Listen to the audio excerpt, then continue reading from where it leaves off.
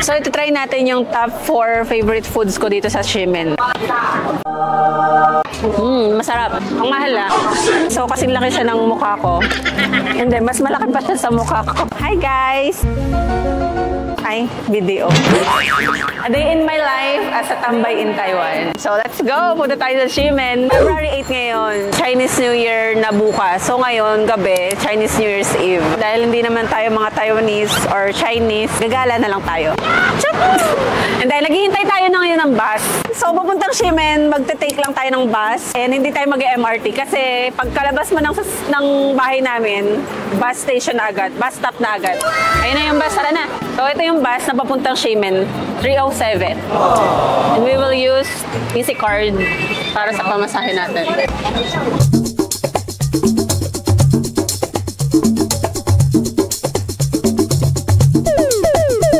Welcome to Shimen! So, maglalakad pa tayo banda ron kasi nandun yung night market. Yahoo! So, from here, teka lang, naharangan ng mga bus eh. From here, nandun yung ano, makamasagasahan yung daliri.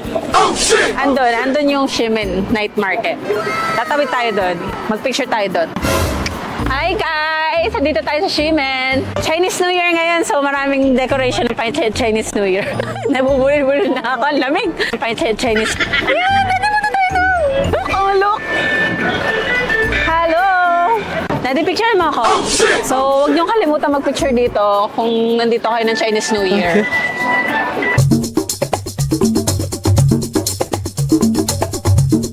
Kasi Chinese New Year ngayon, ang dami nilang kung ano-anong decorations dito na pang Chinese New Year.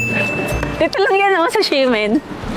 And sakto, unang vlog ko is Chinese New Year, February 8, 2024. Yes! Happy Chinese New Year! The Gold Dragon is here! Picture mo ako, tatawid na tayo. Tatawid na tayo pumunta ng Shimen Night Market. Kanina ba kasi nasabi night market? So, ito try natin yung top 4 favorite foods ko dito sa Shimen. Pero since 2018 pa naman, dito na ako sa Taiwan. Pero ngayon lang ako mag-vlog tungkol sa mga pagkain na gusto ko dito sa Shimen. So, unahin natin yung rice noodles nila dito. Let's go! Dahil hindi naman weekend ngayon, konti lang yung pila, pero usually Saturday and Sunday, sobrang daming pila dito. So, mahirap talagang bumili pag maraming tao. And mahirap makahanap ng upuan. Diyan lang sila kumakain. Sa tabi-tabi. Wala akong pera. Ni hao. Small. Only one. White Thai. White Thai. Okay. No spicy. No spicy. Supan yan. So, pwede ka mamili kung small or large. So, dahil i-vlog ko lang naman tong noodles na to, try lang natin yung S. Yeah, thank you. Thank you. So, since 1975 pa yung rice noodles nila dito, marami siyang sauce na available, pero try natin siya nang walang kahit anong nakalagay. Titikman natin yung original lasa niya. Sobrang init. So, sinuserve siya ng sobrang init. Perfect kasi sobrang lamig ngayon. Masarap. Masarap na siya kahit walang kahit ano. Pero syempre gusto ko na maanghang. Lagyan natin siya ng chili. Ito yung may vinegar, may garlic, may chili. Yes. Ang lasa ng vinegar nila. Tikman lang natin, konti lang. So wala sila ditong table. Lahat ng kumakain, bumibili ng food nila is ayan, nakaupo lang sila dyan sa tabi-tabi. Since wala naman tayong upuan, standing ovation tayo and tikman na natin to. Parang sa ano to sa Pinas Miswa, pero mas makapal yung noodles niya. Hindi ko alam kung paano banggitin yung ano niya, yung buong pangalan. I mean yung buong pangalan ng store niya. Aichung Flour Rice Noodles in English. Tikman na natin. Oh, ang sarap niya pag mainit. Amoy pa lang, guys. Masarap siya nung original niya, pero mas masarap siya ngayon nung nilagyan ko siya ng spicy dahil syempre mahilig tayo sa maanghang. Ano ba yan? Gusto mo? Ang lasa nung niya, nung celery. Sobrang matapang yung lasa ng flavor ng celery, so mahilig tayo sa maanghang. Lalong sumarap siya. Parang may aftertaste siya ng celery flavor. Perfecto kasi winter ngayon dito sa Taiwan. Sa pagka-check ko, parang 14 degrees ngayon sa Shimen. Dito palang busog na ako. Ayan o. So, meron siyang noodles, meron siyang, ano ba to, intestine? Hindi ko alam, pero laman loob to ng baboy. Pero masarap siya. Lahat ng flavor pag pinagsama-sama, sobrang sarap. So, ayun, ang ganda maggala dito sa gabi. Kasi ang daming tao, and then, feel na feel mo yung Taiwan. Kasi ang lamig ngayon eh. Winter ngayon sa Taiwan. So, ang maganda maggala. And may tao sa likod mo. Madami kang magagawa dito sa Taiwan. I mean, dito sa Xiamen. Daming performers, ang daming foods, and ang daming pwedeng bilhin, pasalubong, everything. Basta asama mo, maubos yung pera mo dito. So, ayun na yung hot star. Let's go! So, bibili na tayo ng hot star. So, tatanungin ka nila kung gusto mo ng chili, spicy or no. 100 NT yung isang chipay. Chipay yung tawag nila sa Taiwan. Thank you. Bibigyan ka nilang number. So, pang 281 tayo. Ngayon, ano yan? Updated ba yan? So, pagkabayad mo, bibigyan ka nila ng number and then maghintay ka, tawagin yung number mo para makuha na yung chicken mo.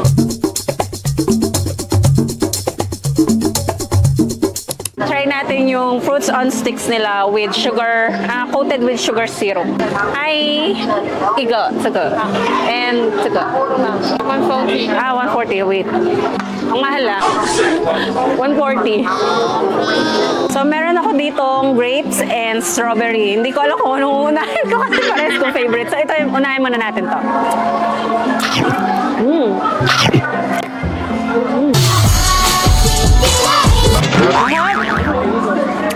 Ang harap, maasim siya pero ang sarap ng twist ng sugar at saka ng asim ng fruit. For me, it's 10 over 10. Sarap! Ngayon, tikman na natin ang strawberry. Hindi natin na-rate yung rice noodles pero sa akin, ano yun? 9 over 10. Nahirapan ako. Ang harap. For me, strawberry is 8 over 10. Less sweet siya pero okay din. Pero itong tamis ito. Ang sarap ito. So, ito na yung hot star. Pang ilang kain ko na ito ng hot star. So, ito na yung hot star, guys. So, kasing laki siya ng mukha ko. And then, mas malaki pa siya sa mukha ko. So, first bite sa ating hot star fried chicken. 10 over 10 yung init. Dalawang chicken kasi yung titikman natin ngayon. So, para sa akin ano to, 7 over 10. Mamaya, try natin yung Fat Daddy fried chicken ng Taiwan. Let's go! Fat Daddy fried chicken naman tayo. So, ito yung sikat na sikat kasi ito lang lagi yung nabablog ng mga pumupunta dito sa Taiwan. Pero hindi nila alam, meron pang Fat Daddy fried chicken. Or in fairness hindi nagbabago yung lasa ng hot star fried chicken. Ganun pa rin siya kasarap. Ever since nung natikman ko siya sa Taiwan. Yung breading niya, everything, may aftertaste siya na lasang Taiwan talaga. Mas masarap siya pag mainit. Kasi na-try ko na ito na hindi mainit. Hindi na siya masyadong masarap. Unlike sa Philippines, yung mga chicken natin doon, ang sarap kahit di mainit. Pero ito hindi na siya masarap pag para sa akin ngayon lang tayo nag-vlog. Yung maayos na vlog. Yung may camera talaga, may mic. Dami namin na video dati. Dati pa. Na hindi na na-edit. Andun lang sa gallery. Pero ngayon, sisiguraduhin ko ma-upload to. Tamad ka kasi mag-edit eh. So guys, yung itatry natin sunod na chicken, fried chicken ng Taiwan is Fat Daddy fried chicken. So hindi siya katulad nitong hot star na sobrang lasang Taiwan food. Pero ito, Fat Daddy, para siyang pasok sa lasang Pinoy kasi para siyang fried chicken, para siyang Jollibee ng Taiwan. Ganun siya kasarap. And for me, hindi ko pa natitikman, it's 10 over 10. Fat Daddy. Let's go! So, meron silang ganyan, bucket, 3 pieces chicken, fries. Pero yung fries nila hindi potato, it's sweet potato. And then, ang kapartner niya is Coke. So, pwede rin Coke, pero Sprite, pwedeng fruit tea, apple, lemon tea. Ayan. And hindi uso dito yung yung katulad sa atin sa Pilipinas na may gravy, may kanin. So, wala silang kanin, wala rin silang gravy. But, yung chicken itself, sobrang sarap. Sobrang malasa, guys. And ang uso lang sa kanila is yung, chili powder or paprika siguro yun. Pero, yun yung, sa kanila, sa mga Taiwanese, na partner ng chicken or chipay. So, ayun na, bibili na ako ng ano ba? Fat Daddy, nalilito na ako. So, ang tawag nila sa Taiwan sa fried chicken is chi pie. So, siguro yung chi, yung chicken, tapos yung pie, yung fried chicken. Cola. Okay, thank you. So, 100 NT, we have 2 pieces chicken and 1 Coca-Cola. And then, ayun, let's try. And since guys, gusto ko talagang kumain with rice. So, mas masarap to with rice. So, dahil katabi lang ng Fat Daddy Fried Chicken, yung Family Mart, convenience store, parang 7-Eleven, bibili tayo ng rice. Kasi walang kanin doon, so dito tayo bibili ng rice. Let's go! Kasama ang palad. Walang rice, guys. So, ayan, hanap tayo ng rice. So, meron silang kung ano-ano. And, ayan. May rice sila dito. Oh! Siyempre, isa lang. Kasi ang dami ko na nakain. Let's go. Magbayad na tayo sa cashier. Siyempre, may pambayad tayo dyan. Easy card. Sa airport, hindi ganito yung mga easy card na mamibili nyo. Parang ano lang siya, typical card. Kaya, parang keychain. So, guys, what we have here is rice. So, masarap siya sa fried chicken. Pero ng vlog na to, magkakaroon ako ng pakpak. Ayan o. Sobrang init ng rice, guys. So, ito yung chicken natin. So, ito try ko yung chicken wings. Pero gusto ko na agad siyang tikman. Harap.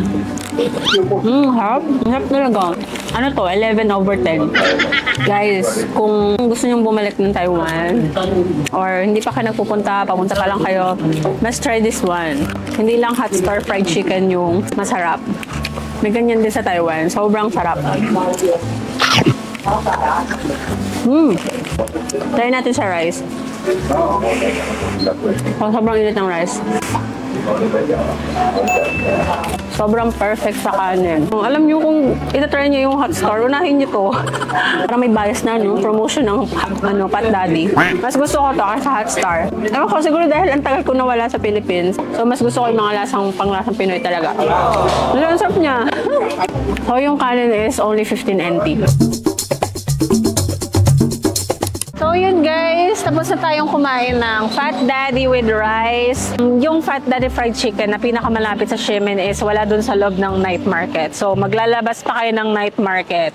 So kung hindi nyo kabisado, pwede nyo kayong mag-search Fat Daddy nearby. And lalabas na yung mga Fat Daddy na store.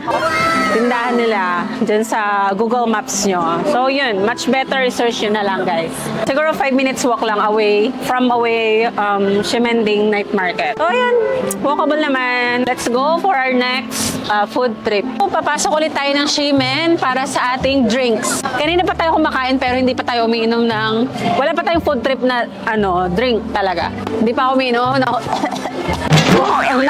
So guys, itatry natin yung pinaka-luma or authentic na milk tea ng Taiwan. So walang halong chemical. It's all natural. So yun, kung hindi pa kayo nakakapunta dito sa Taiwan, papanood ko na sa inyo.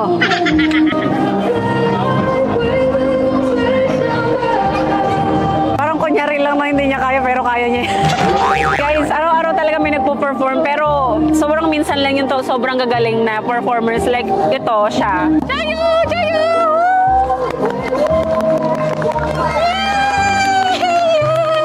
So, dito sa Xiamen, hindi porket night market, lahat ng tinda dito is mura.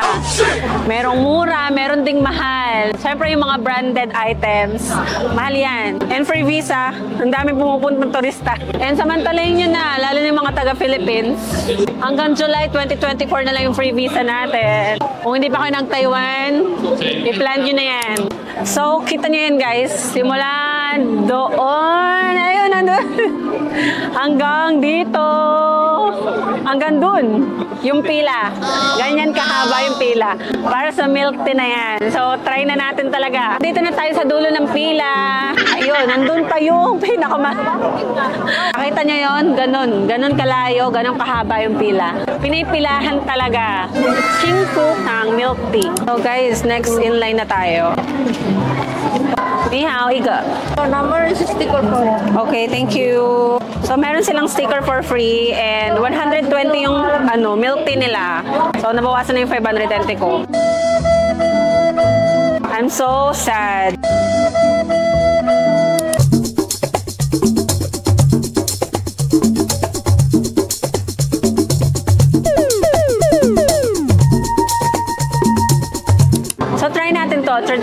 Taiwanese cultural experience. So, bubuna tayo dito.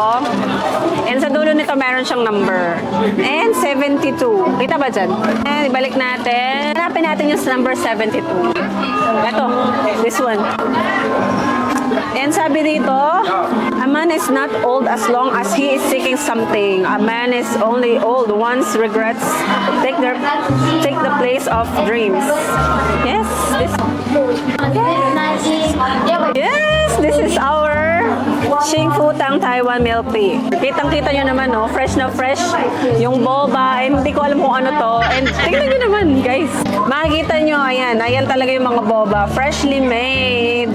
So, tignan na natin to. Uhaw na ako. I-rate na natin ang Xing Fu Tang milk tea. Number 1 milk tea in Taiwan.